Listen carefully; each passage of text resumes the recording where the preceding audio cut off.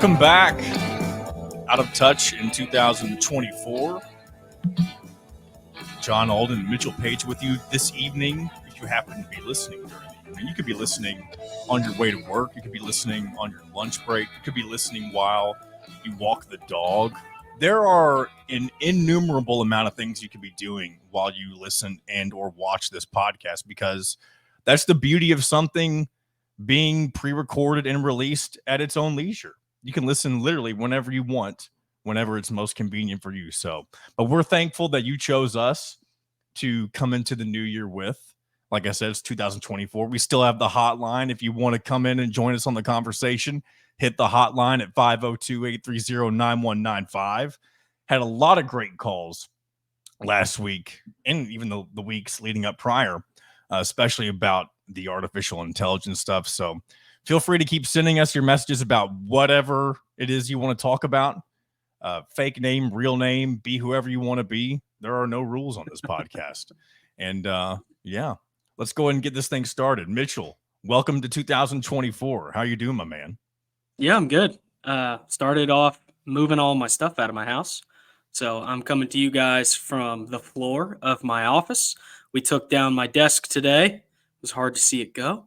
I mean, it didn't go. It's just in the garage, but made this a little more uncomfortable. But that's okay. It looks like you're just, it looks like if I had to picture a place that you were sitting at right now and you hadn't already told me, I would picture you in like the hallway, like in a school that's just like has one of those blank white cinder block walls. I know you don't have the cinder block behind you, but that's just kind of the vibe that I'm getting from prison the venue vibes. You're at. That's prison vibes. Yeah, no, it is not a prison. But I am on the floor, sitting on a pillow. It's just it's a little different. I've done podcasts from worse places than I am right now. I'll tell you that. What is the worst place you've ever recorded a podcast at then? I would say with you guys, we did the Indiana podcast last year from the road, and I had to pull over in the middle of the night, and I was outside that person's house, and they called the police on me. I think that was that was probably the worst spot. See, I thought you were going, when you mentioned the Indiana football podcast, I thought you were going to mention the time where right as we started, you got in gridlock traffic as you were on your way from, from South Carolina to Indiana for something. Yeah, that was in the mountains of Tennessee, West Tennessee or East Tennessee. That one was actually fun though, because I got to get out of the car, swinging my 9-iron a couple times on the highway. That's never a bad time when you get to take. That was wild. That was, that was 4 hours. I was in that traffic. I'd be willing to bet that because of that, that's why that was our most viewed episode of this was week it really? in Indiana football. It was. So I'm glad somebody had fun. Shout out to our previous platform, if that's even what you want to call it. I mentioned last week I was going to shave, and for those of you watching on YouTube, you can see that I am all baby faced up. I've been getting interesting comments about it since I did it. I did it on New Year's Day.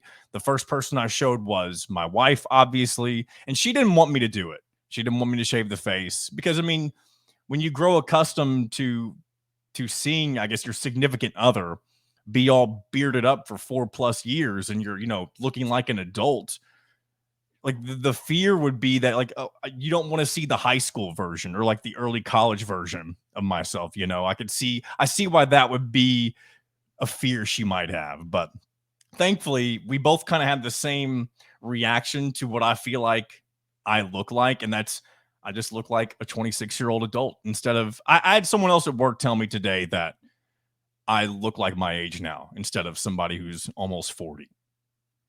Really? That's a good compliment. Yeah, I think that you seems usually like look 40, but I think you look good, clean shaven. Yeah, it probably won't last. I'm probably going to, the main reason I did it was just to see what I looked like. Haven't done it in 4 years. Do I still look like a child if I do so? I think I'm happy enough with it, but I definitely prefer, my bearded self. And by the time we record next week's episode of Out of Touch, it won't be back to its full strength, but it'll be more, I guess, what people are accustomed to. Oh yeah. So for the new year for you, Mitchell, did you do anything interesting? Are you a resolutions kind of guy? I am not. I just kind of the same way with holidays. Like I just go about my business. I'm not somebody that new year, new me. I'm not gonna go out with the bang, start a workout. I kind of do what I've always done. I feel like I've gotten this far and I've gotten in a good place. So it's more just trying to get better at what I'm already doing, I guess. You build Uh, upon the year before. I think it's a really good yeah, attitude to have actually with this kind of stuff because I feel like so many people fall into the entrapment of feeling like you have to, reset your entire self at the beginning of the year and you set these expectations that are not reasonable. And maybe I'm wrong. I don't want to say everybody's the same way, but it feels like most of humanity tends to want to change every aspect of their life going into the new year, and you can probably change certain things or maybe focus on one or two things and grow that area of your life, but just expecting to do a complete 180 on everything and be almost a completely different human being, that's never realistic and it's never going to be realistic. yeah. I mean, I definitely have things that I see in myself that aren't maybe my favorite. That I could get better at that. I want to change that. Everybody has those things, but now I don't claim to know everybody. Everybody that I've met is generally pretty good. I don't think a wide wholesale change on really anyone that I've ever met is necessary. Everybody's got some good stuff and some bad stuff. Life is just hard, man.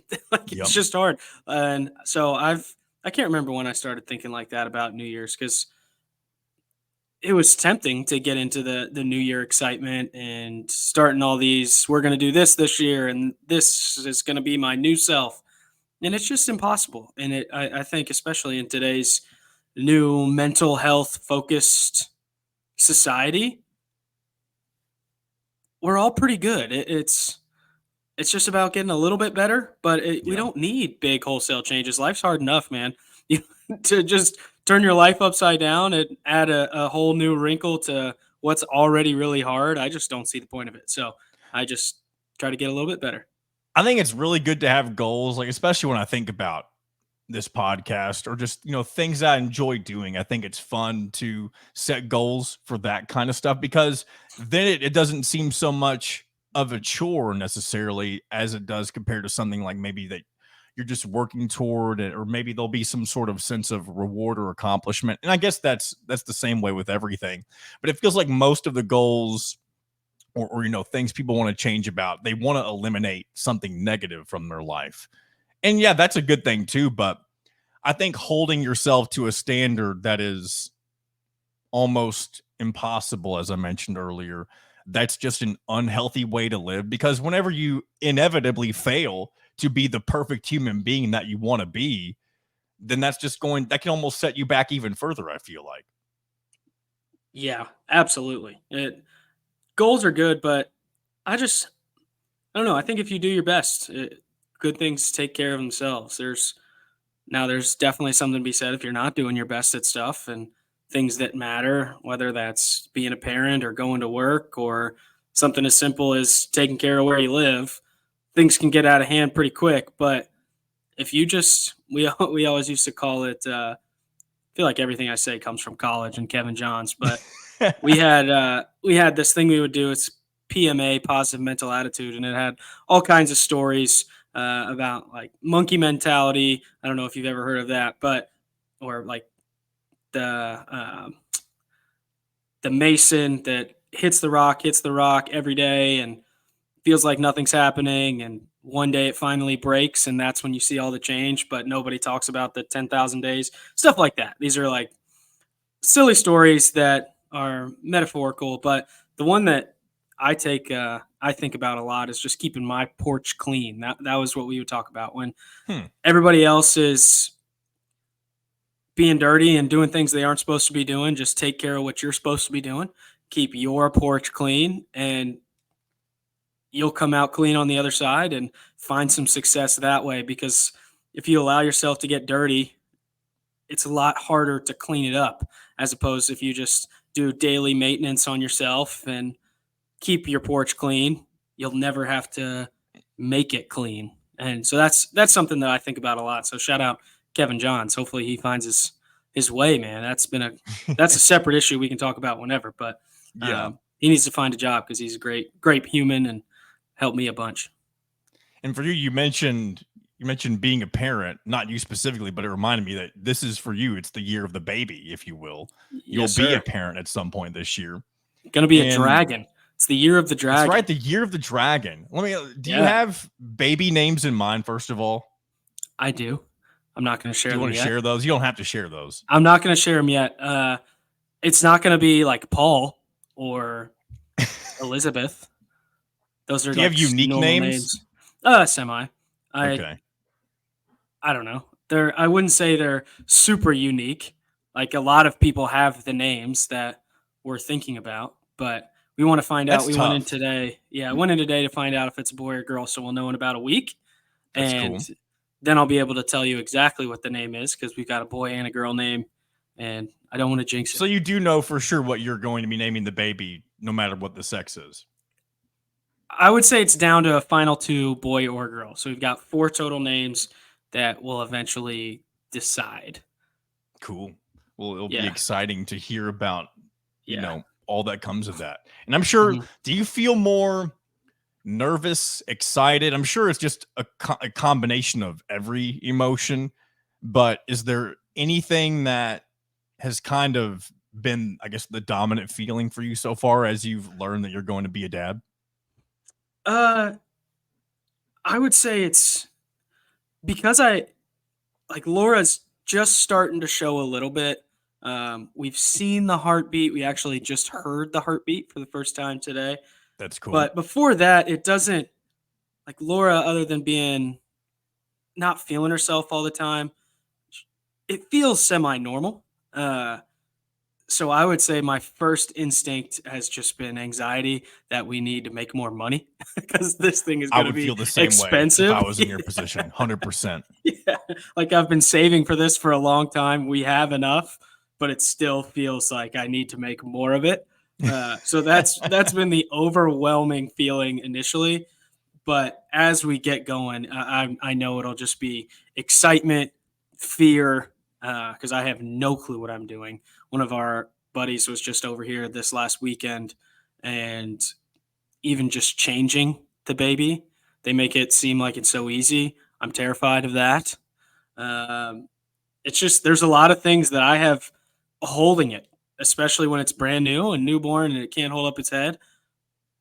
I don't want to mess that up. I don't really know what I'm doing, so I've got a lot to learn. And anytime that you don't feel 100% confident about something, it's more fear of the unknown than anything. But Yeah, it's a couple it's friends of mine who live yeah, down the street, they just had their first baby just a few months ago.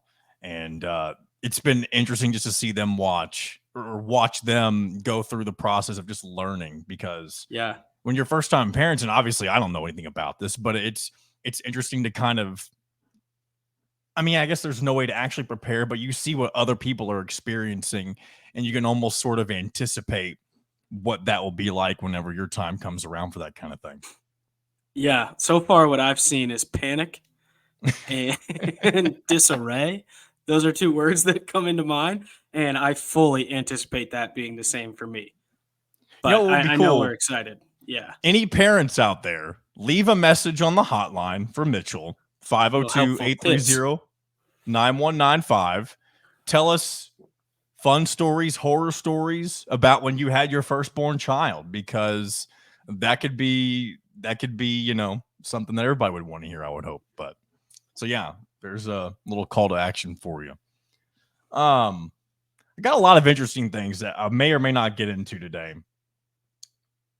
Where do we go from here? Okay, so this is something that I've had on the list for a while, and this is kind of a small thing, but I notice sometimes when I'm watching TV shows, Mitchell, and obviously you're meant when you're watching a TV show, you're meant to be immersed in what's going on. You want to feel like what you're watching is actually happening, but sometimes there are certain things that are just awkward, and certain things that, and maybe they shouldn't do this, but they make me uncomfortable because it's fake, but it's acting, so you just have to accept it.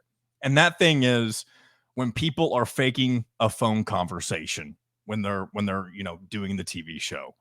It's like when an actor is supposedly talking to, I don't know, their friend, their husband, their boss, but you don't hear the other side of the conversation because nobody's actually talking, and they're having to pretend that that person responded. That is super awkward and uncomfortable for me, and I don't know what it is. I'm curious if you've ever thought about something like that, or if you haven't, what's something similar that makes you uncomfortable? I think it definitely matters what kind of show you're watching. If you're Yes. watching something hyper dramatic and you have good actors on the screen, sometimes those phone calls can make it even more dramatic because you can't hear the other person's voice. If the person acting the phone call is really good at what they do, but I absolutely know what you're talking about. We were watching, I can't even remember what it was, but since everybody can make their own shows now, whether you're on Even us? Peacock or Netflix, yeah, exactly. Anybody can make a show. So you see a lot of different actors or actresses, or I don't know if you're supposed to say that, just people on the screen that maybe don't have as much experience. And we were watching something, I think it was on Peacock, uh, thanks to college basketball. I now have Peacock, Also, which you is bought into the Peacock, I a whole don't want to separate call it issue. hype, but you were forced into it.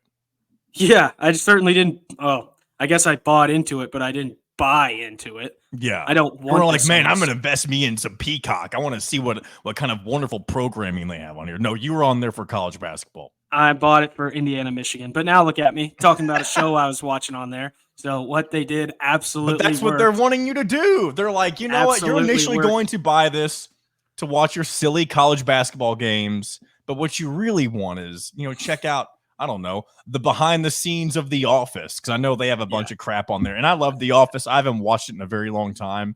But they literally have the entire catalog of what The Yeah. Office has to offer on there. And it's Yeah. insane. Bottom line, I'm an absolute muppet. They got me. And now I'm watching shows on there. So yeah, it worked. Congratulations, people at Peacock, NBC. You got me. But we were watching something, and it wasn't really dramatic. It was more like rom-commy. I can't even remember what it was. Laura's sometimes when I'm playing video games, I'll walk outside and Laura's watching uh, some show, so I don't really stay that long. But they were on the phone, and that's funny that you mentioned it.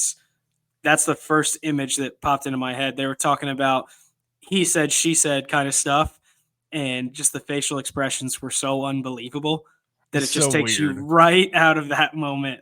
Like, there's nobody on that phone. And sometimes it happens in shows that I really like, in shows that I feel like have really good acting. And Yeah. I'll just be like, that was super uncomfortable and weird. And again, I only point it out because I feel like it's not something that's ever been pointed out, at least by, I've never had a conversation about with somebody. So I was curious if that's something you'd ever experienced. So yeah, because you mentioned you don't watch what your wife watches. And I'm kind of the same way when it comes to things, TV watching habits or whatever. There are certain things that my wife and I watch together. Like we're going through The Blacklist right now. We're going through Ted Lasso. We still have one more season of that to get through. But How far my have you wife gotten is in super. Blacklist? I I'm am curious. right dead in the middle. I'm in season 5. I believe there's 10 seasons if I'm not mistaken. Yeah. I don't want to give any spoilers just in case there's people who haven't watched the No, for show. sure. Well, it's an old show. So if you haven't, get Where on it. I'm at is old. Like I believe the show itself just ended a year ago, right? The Oh, final really? season. I could be Okay. wrong. I feel like it Yeah. has. How Because much of it have you seen? we just got to the fourth season, and I So was you're my just behind me. Okay. I yeah. gotta The say, thing that and I guess this might be a little subliminal insider talking. I'm not going to give away any spoilers, but I think season 3 was absolutely phenomenal. The setup they season did three leading was into awesome. it. Season Everything 4 is was great awesome. too. But It as is from where I'm at right now, and again, the middle of season 5, nothing is top season 3 so far. But again, I'll let you finish what you're going to okay. say. Okay. I was gonna say that the thing that's uncomfortable for me is when a show has some big climax and then they try to go somewhere else after. Like, obviously, a huge climax happens in that season. Yep. Everything's kind of thrown out of whack. And then it just feels like they're reaching for straws and it just doesn't. It doesn't capture the same. And I'm always, anytime that happens, even if it's not a major plot point like it is in Blacklist, that's always where shows lose me. I have no willpower when it comes to watching TV shows. None. As soon as it loses my interest for half a second, I'll never watch that show again. Now, how far into season 4 are you? Because season 4, Like 2 the episodes. back half is phenomenal as well. Yeah. I'm like 2 episodes. Okay. Because I just can't. So season 4 might be a little slow for you. So yeah, if it takes you a bit to get back into it, if you do, it picks up, and it's the back half is almost as good as all of season 3. I feel like, but all right. Well, then we're gonna give it a try. That's what I'm gonna do tonight, since I don't have a place to play Xbox. And I like where I'm at too. Like, I'm obviously still invested in the rest of the story, but I do wonder, knowing it's a 10 season long show, what is the ultimate payoff going to be? Like, I can kind of see where I think it's going, and I'm sure I'm wrong. But it's like, man, they're gonna, if it's what I think it is it really going to take that long to get to it, kind of thing? So the last thing I'll say about the show, Raymond Reddington is probably the coolest TV character that absolutely. There is. This the might be the first thing you and I have ever agreed on, Mitchell, is that certainly on Blacklist TV is a good show, and that Raymond Reddington is James Spader is just great at being Raymond Reddington. Yeah, I've started to the first time we watched it, this was however long ago, but I almost bought a fedora just so I could wear one like him. And so I would look so funny in a fedora, but I almost got one. So the guy that I work with at iHeart, Nick, I don't know if he hates the show. He may not have ever seen it, but he thinks the whole him being the man with the hat is one of the stupidest things. And I don't know what his problem is, but yeah, sounds like he's a great hater. Character. Yeah, it must be a hater. Anyway, I guess the point of this, we were talking about what do we watch in comparison to what our significant others watch. And I feel like we've actually talked a little bit about this before, because I was about ready to get in this whole thing about how my wife loves the, Bachelor-esque shows. And then I remembered that we talked about The Golden Bachelor way back in the beginning of the podcast, which I don't know if you watched any like New Year's type things, Mitchell. Mm-mm. But on the stereotypical New Year's Rockin' Eve, they had the dude who was the Golden Bachelor come on and talk about his experience on the show. And apparently his wife, I don't know if he was already married on the show or not. I can't remember the premise, but they're having, what I'm about ready to say answers my own question. They're having their own wedding in a couple of days on television, which is interesting. That's bananas. Full circle. I got nothing for that. And the dude mentioned the combined age of him and his wife, or soon to be wife, I guess, was 142 years old, which I got a good chuckle out of that. Yeah, I don't know. I stand by what I said about that show long ago. That now it didn't capture my attention enough to make me watch it. We watched the first episode and that was it. But if you were looking for true drama, like high stakes drama, that's about as good as you could do. The Golden Bachelor, or just Bachelor in general? The Golden Bachelor. Bachelor in general. Yeah, we talked about all these people are hot. Bachelor, Bachelorette, regardless, you're hot, you're young. Like, oh no, you didn't win. Okay, well, go to the bar. You'll find 50 other people you can talk to. Not necessarily the case.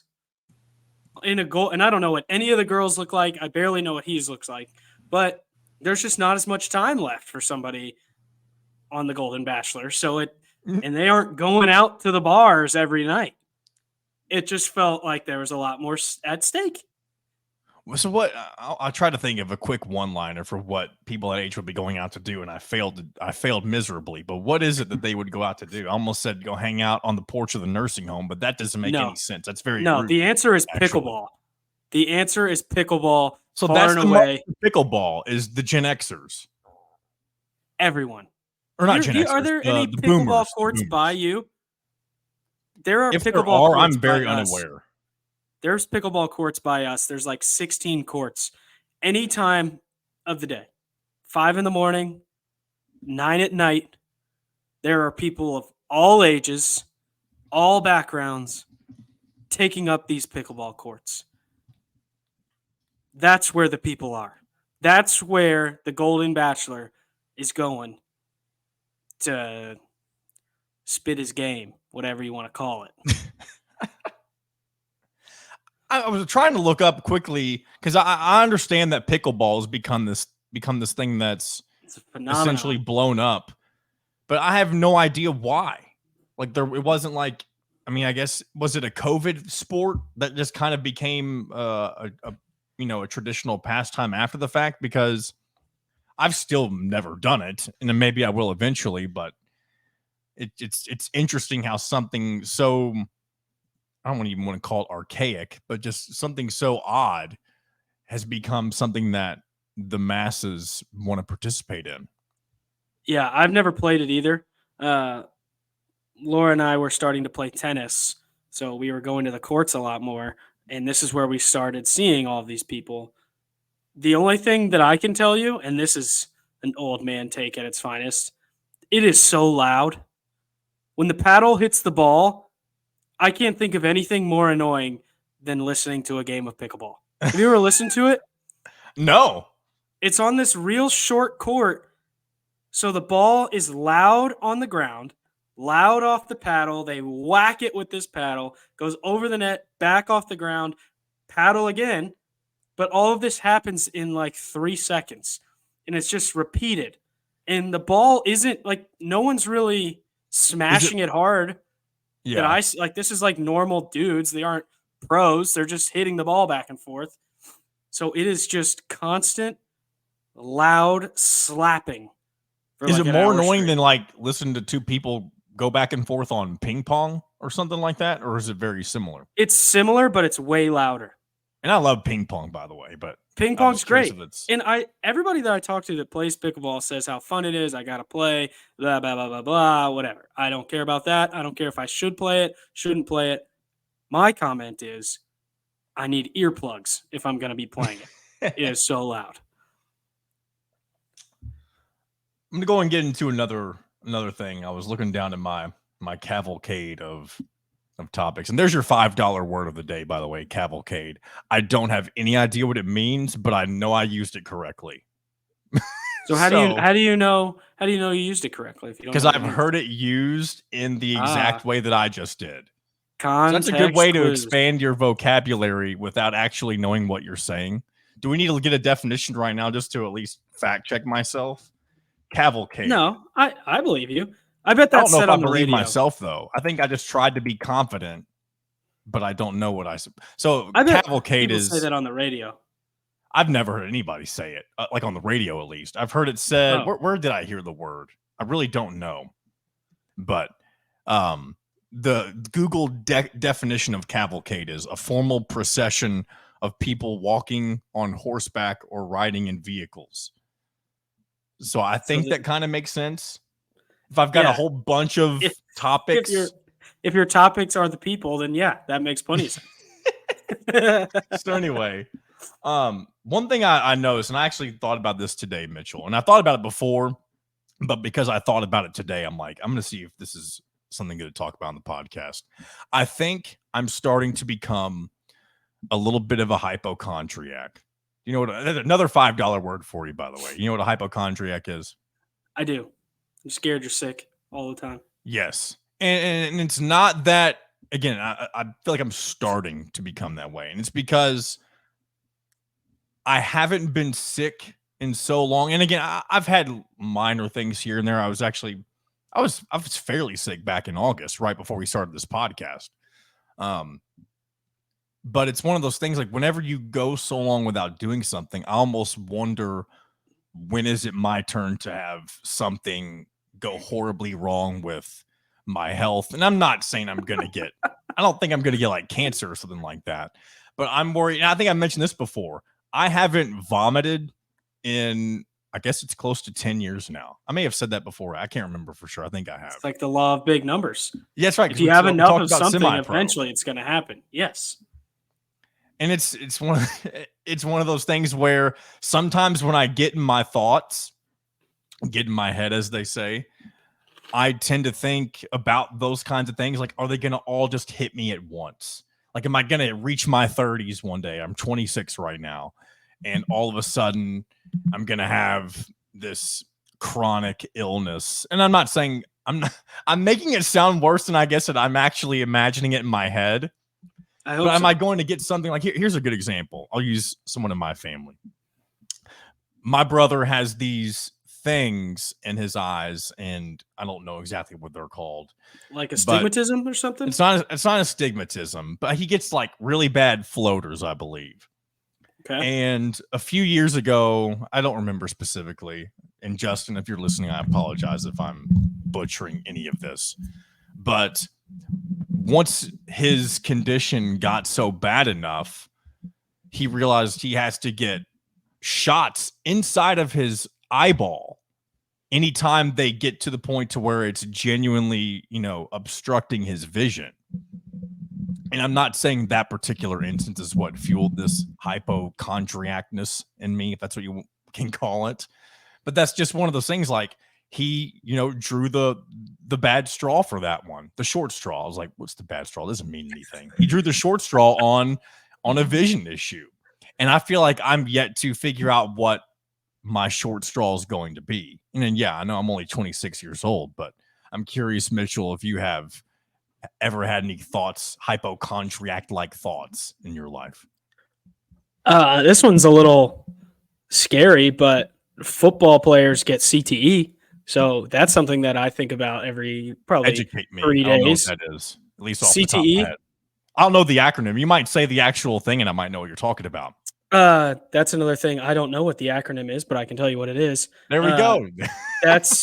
It's basically brain damage that's occurred due to like so many Concussions collisions and stuff. Okay. Yeah, like micro collisions though. It's not the big collisions and big concussions don't help, but it's just repeated head forcible contact to the head.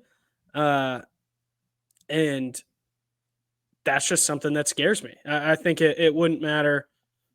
I don't feel dumber or anything. Like I don't feel my life changing around me, but you just see stories like that and football players that played a lot longer than I did, but just having issues. So that's something that I'm always pretty cognizant of, trying to make sure that I'm challenging my brain, and I don't do the best job of it all the time. And it doesn't seem like I do that sometimes, but just to make sure that I'm giving it the best chance that I have because of uh, all the collisions that I have taken. How often did people, when you played football, warn you or like think that you were doing something that was too dangerous and try to convince you to stop? Never. Really? Okay. Never. No. I don't think people do ask me a lot if I'll let my son play football. Um, and it's something I'm not sure yet. I think on one hand, it's the best team game ever invented. You learn how to deal with winning and losing and doing stuff that really stinks. And you also learn how to handle relationships. And I think that guys do that so much differently than girls do. Girls, I think, are a lot more open about relationships and talking about it than guys are. So if you, at least this is all personal experience, but if you don't have something that is a team sport, everybody nowadays seems to be playing things that are a lot more individualistic, which is fine.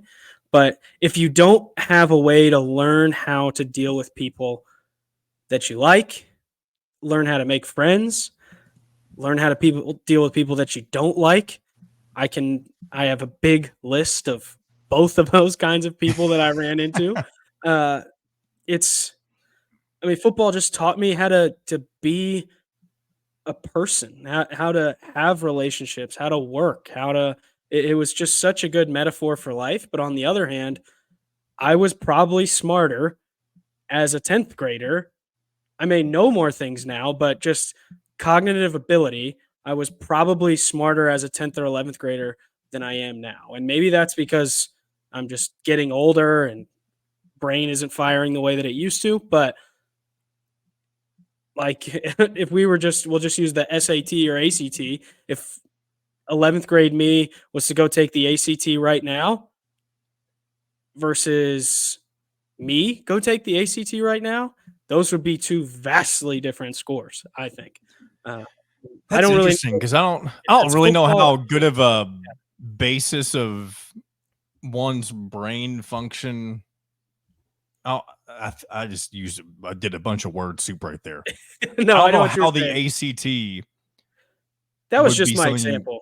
Oh That yeah, was just yeah, my yeah. example. But I Okay. guess it's more like just daily cognitive function, like Yeah. handling of tasks, prioritizing tasks, doing things efficiently, and thinking of ways to do it better as opposed to just doing the things. I think I was better at that as a Hmm. 10th or 11th grader than I am now in some areas. I feel like as adults, when we're doing those certain things, it's because we have the elevated stress of knowing that we're taking care of ourselves now and there's nobody taking care of us. And so there's that added responsibility of not only are you having to make decisions, but you're having to make decisions that may or may not drastically affect what you're doing or how it affects your overall well-being. Where Yeah, I usually guess. your parents, when you're younger, are making those decisions for you. Yeah, I guess at 10th or 11th grade me was outside working and trying to win state or whatever I was doing. And if I dropped the ball, oh darn, maybe we weren't going to win, but I was still going to eat. Now, now if I don't sell something, it's how those ramen noodles come quick. They come for all of us, and they come quick. That's scary. I tell you, would you believe me if I told you I never had a bowl of ramen, like That's a a full miss. bowl? That's a miss. Even if you were the richest person on the And it's not planet, even, I don't even you have money. need. Like I didn't, and not that my Yeah, no. parents are poor, but like I just refused. And you can honestly, if you're somebody listening to this, you can absolutely make fun of me for this. Yeah. I should have gone through the ramen days in college. I have And ramen noodles in my house right now. Right now. They're so easy and they are delicious. I That like was not buttered to noodles and disparage. stuff like that. It's not that I don't think I would like it now. It's just I think being in college, I think I just saw it as like I'm not going to subject myself to that. I feel like it's That's a admitting miss. defeat. For me, it was No, admitting defeat. I had training tables where it wasn't like 5-star meals, but this was good, nutritious food available to me at the ready that I didn't have to cook. I just went to the stadium and picked it up. That was available to me. And some days I would still choose the ramen. Do you think it's because it was just made things simple for you? I just think they taste good. I'm just being honest. I think they're delicious. There is this you want to talk about college. I spent many a nights with a double batch of ramen in FIFA 15. Like Well, FIFA many. 15, I gotta say, FIFA 15 is the peak of the FIFA franchise. I think I played 16, and after that, I didn't like 16. I just quit playing after that.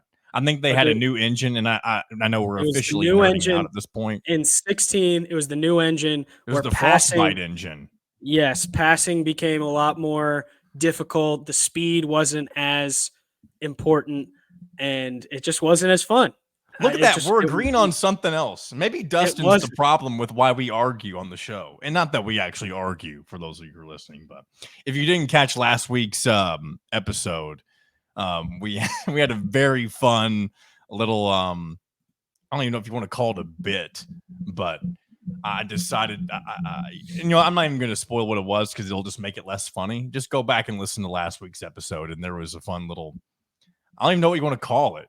Just an interaction. It was a fun interaction about what Mitchell and Dustin do to me whenever they're both here on the show, and I'm I thought that trying was to great. steer us back onto the tracks. Oh, it was fantastic. Yeah. I was happy that you posted that one on Twitter. If you follow us on Twitter, go repost that one because that was a great clip.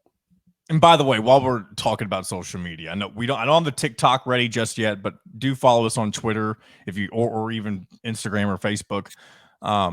but also on YouTube. The YouTube channel is now officially been titled Out of Touch Media. It's no longer My Look at Full us. Name.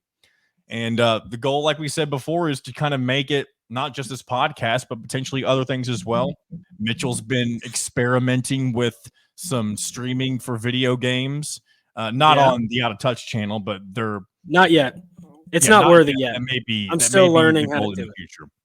I'm I also would say by the end of January, maybe January, yeah, February, we'll throw some streams up there. yeah, that'd be awesome. And I'll There's a definitely New Year's I've goal had for us. somebody who listens to this show, Mitchell, who's excited about watching you do some What streaming. a crazy person they must be, because What are some things that you've tried streaming, and what is like whenever you have it up and running officially, what is going to be the first thing that you stream on your Twitch channel or on this YouTube channel, whatever it may be? yeah. So I've tried a couple different games. I think the hardest part is managing all of it.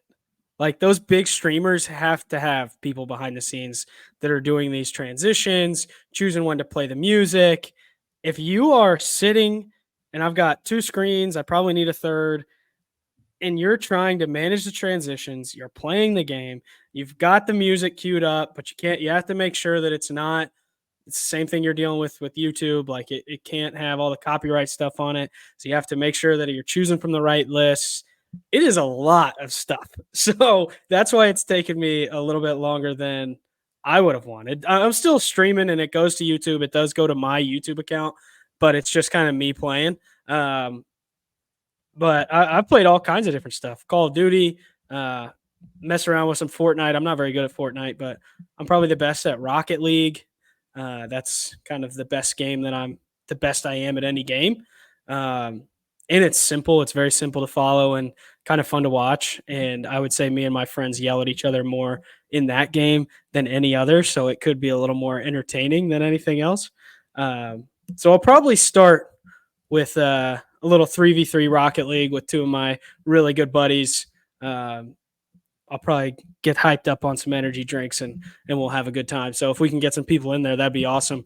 I think what I'm looking forward to the most is just having interaction. I think that I get so excited during football season on Twitter in particular, because IU football is the best and the That's fans right. are the best. So when I tweet something stupid, I get a lot of interaction and there's a lot of back and forth, and that just, it fuels some great conversations. And there are hilarious people out there, and it always reminds me how funny people are with some of the responses that I get. So I would say that that's probably what I'm hopefully, I mean, it's not going to be tens of thousands of people, but even if there was 5 to 10 people in the chat and we were just having fun talking about whatever we want to talk about, similar to this show, that would be kind of the goal. No matter what I'm playing, I just like the interaction. It's just a lot of fun, and that's what gets me going.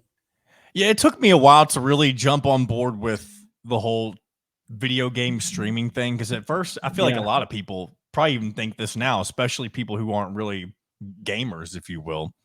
They're like, why is anyone going to sit down and watch someone play a video game? Why don't you just play it yourself? And I thought the same thing for a while, but what it is, the key to it, what makes it entertaining, it's the community of people who are talking and hanging out. It's the same thing we're doing with this podcast, except it's not live.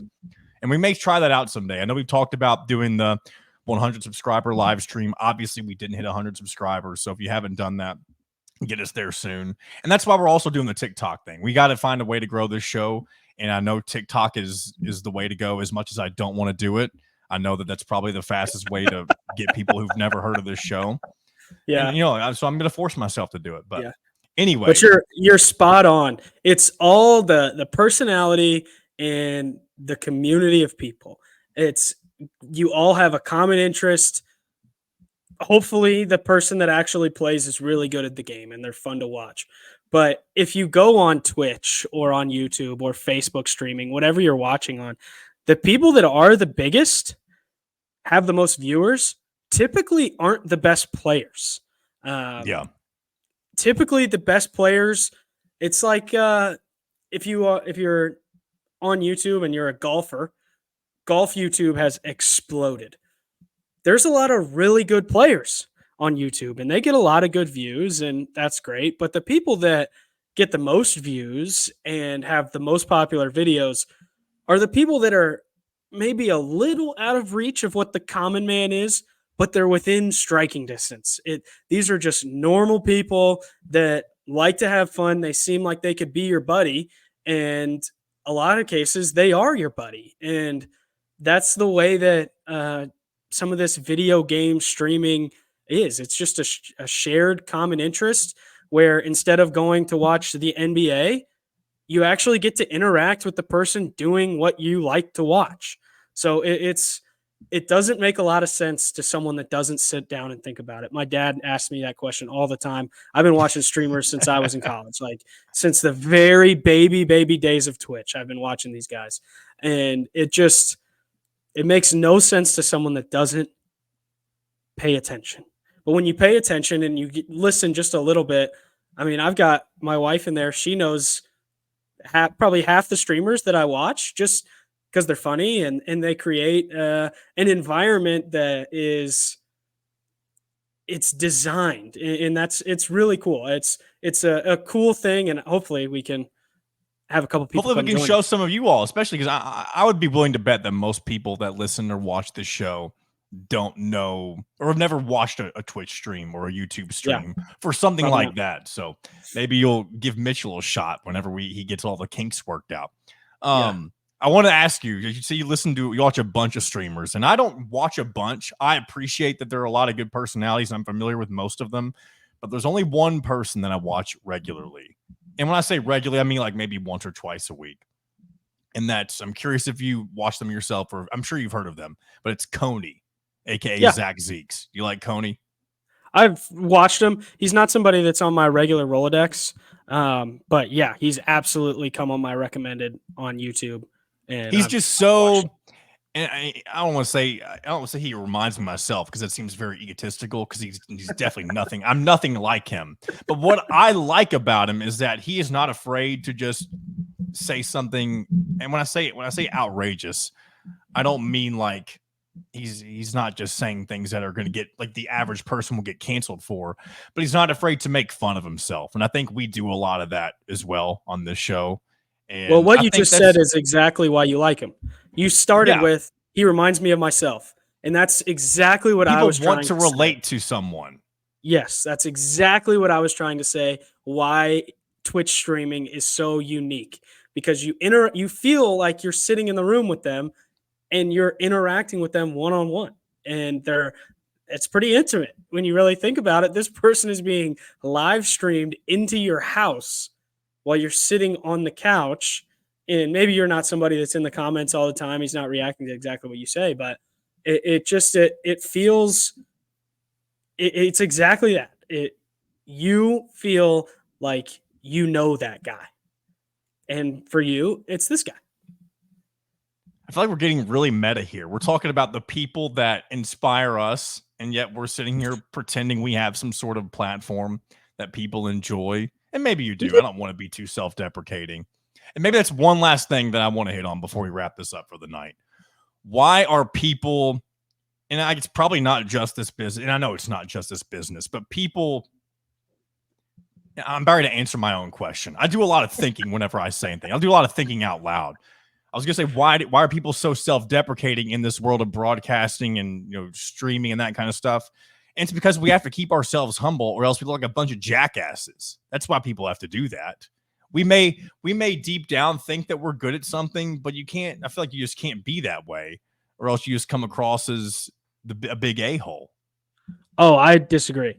I think everyone is super insecure, and that's their way of measuring, of like testing the waters, right? Like if you put out a self-deprecating, and this is more just psychology, I think this happens not just on podcasts and broadcasting, but people make fun of themselves. One, because it shows like, okay, you can make fun of me. I don't take myself too seriously. That's very baseline. That's top of the water. But when you really get down into why people do that, why I think people do that, it's to see the response that you're going to get. So if I tell a joke about myself and nobody laughs, that's the worst That I think is second worst possible scenario. Like you start thinking, okay, maybe people think that's true about me, and now you're a little more insecure. But if you make a joke, oh yeah, it's because I'm small. I do this all the time about my height, by the way. You'll notice it. It's subconscious. I don't even think about it, but it happens all the time. I'll put out some stupid comment about me being small, and I'm looking for just the right amount of laughter. Like if you give me just like a ha ha ha, that's very funny. Boom, that's exactly what I'm looking for. But if you were to not respond and not laugh, then I would immediately think, wow, I hate this guy. I'm not that small. Conversely, the worst possible scenario is the way over laugh. When I put out something that about myself, and the height one doesn't really work in this scenario, but let's say it's something else and you tell it to a group of people and they laugh like it's the funniest thing they've ever heard, then all of a sudden it feels like they're laughing at you and you are no longer a part of the joke. So a lot of times I think people are putting out these kinds of feelers just to make sure, let's see, do I fit in with these people? How are we doing? I think that is why most people, at least in my case, maybe this is more personal than anything, but why I'm putting out self-deprecating humor just to test the water, see what kind of environment that I'm in. I feel like you're dead on. And first of all, you are very self-aware. And I think I knew that about yourself, but I think that just confirmed it, the way that you just went through your mindset going through those things.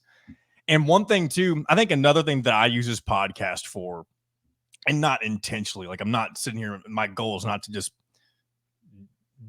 do what I'm about ready to say. And by the way, I notice I do this a lot. Whenever I'm describing something, I tend to get ahead of my thoughts and I will say what I'm trying to say before I say it, and then it makes no sense. At least it feels like it doesn't. Anyway, one thing I notice I do with this podcast is that I use it as a way to talk about things to people who I know that would listen, but I would never say these things to these people, like, and not about people in general, but about myself. Like I would never share some of the stories I've shared on this podcast. Not that any of them have been ridiculous, but I would never share some of these just to somebody one-on-one that maybe I am only an acquaintance with, you know? This is very psychological. You have the very protection. Meta. We've gotten very meta in the last 10 to 15 minutes of this podcast. In this environment, you're very protected. I'm looking right at you as you say it, but it has to go through this camera, come out of this microphone, come out of your speakers, into your headphones. You're very distanced. You're at a safe distance. In my scenario, this is the middle laugh. This is what you're looking for. This is where you're most comfortable. And I think as guys, I think most guys have podcasts. Even the biggest podcasters in the world started a podcast to do exactly what you just said. Talk about dude stuff with dudes because we don't know how to talk about it face to face. Are you're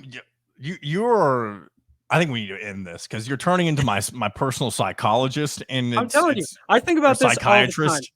I think about it all the time, and I think this is going to sound bad, but as I've done sales longer and longer, that was a horrible sentence. It's okay. As I've done sales, I do them all the time.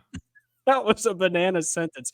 But as I've been in sales longer, you start to pick up on the way that people act, and especially in scenarios where they don't want you to be there, which is pretty much every time I walk in the door as a salesperson. So I have a lot, and has nothing to do with me, has nothing to do with what I'm selling. It's just the instant reaction to, okay, that person wants me to do something that I don't want to do, and they automatically go on the defensive. So I've had to do a lot of thinking, like, why do people do things the way that they do it? One, because it helps me in business, but mostly because it makes me think about the world in a little bit different way than I did when I was, you want to talk about that 10th or 11th grade me, there was none of this. It was all about me all the time. Get out of my way. So maybe it isn't. Maybe the ACT isn't the best example. Maybe I am smarter. But look how far we've come since that analogy. Yeah, maybe I am smarter now. But it just is. It's a very funny way that that humans, I think, have started to interact. And I think it's been that way a long time, but it's just now coming to the forefront with uh, social media. And you Mhm. talk about like cyberbullying specifically. Remember how bad that used to be? Like Oh yeah. and it's I can't even imagine what it is now. You have all these different platforms. That's something you want to talk about. What feelings do I have for my kid? That's a huge one because they're going to be my wife's smaller than me. This is another small joke, but Oh there's yeah. going to be they're going to be easily picked on. Hopefully, they've got some athleticism that they can stand on. But middle school is a hard time all the time, no It matter is. who Middle you school are. was the worst. I'm already thinking about like I just want to beat up all these kids. I'm pretty mad at all these kids that are going to be mean to my kid. It's just as it is. That's it's just a as you get older, you start thinking so differently, and that's been one of my favorite things since I graduated college, just to see kind of my world adapt and change into something that's completely unrecognizable from what it was even 4 years ago. Wow. Well, this has been a very fun episode. I gotta say, I love it, even though I love when all three of us are together, me, Dustin, and Mitchell. I love the episodes where it's just one of us going back and, or, I guess two of us, me going back and forth with one of you all, because it's a different dynamic of an episode. I would say they're probably less funny, maybe funny in a different way, but they're more introspective. We tend to talk about things that are more, I guess, real world. We get into the nitty gritty, the down and dirty of life sometimes. So Yeah, I I'm didn't glad plan on to talking about any of that today. no, and a lot of times it just, and that's what I love about this podcast too. I love when things turn into something that you had no idea that it was going to. And I feel like this was a really interesting conversation. And Yeah, that was all real. That's real yeah, stuff that's happening that's what to we want it to men, be. women all over the world every day, all the Yeah. time. So yeah, that's gonna wrap it up for this week. If you have any thoughts on anything that we just talked about, again, please hit the hotline 502-830-9195. I know I've said it a bunch this week, but you know why? It's because I realized last week was the only time in an episode where I didn't say the hotline number since we've had it. So send us your messages. I've had, again, people all the time say, man, I'm gonna leave a message, or I've thought about leaving a message. Do it. Leave a message, because a lot of you people who've said you're going to, and I'm not actually mad, but like, don't be afraid to share your thoughts. And if you end up saying something on the voicemail that says, "Oh, I'm sorry, don't air this," then as long as I read that beforehand, then I won't. Maybe I'll cut it after the fact. But yeah. So hit that hotline for us. Subscribe to the channel, Out of Touch Media. Follow Mitchell on Twitter, Mitchell Page 5. Follow Dustin on Twitter at Shooty Dustin. Both of them are way funnier on social media than I am. I hate social media. I love looking at what people say, but I'm very bad at it myself. But if you want to follow my stupid ass, you can do that too, at Alden on the Air. I don't tweet a bunch. I usually tweet things about this show, honestly. That's most of my account. Same thing for Instagram, all that good stuff. We'll have TikTok soon. So thanks to all of you for listening. Another good one. And we will talk to you next week.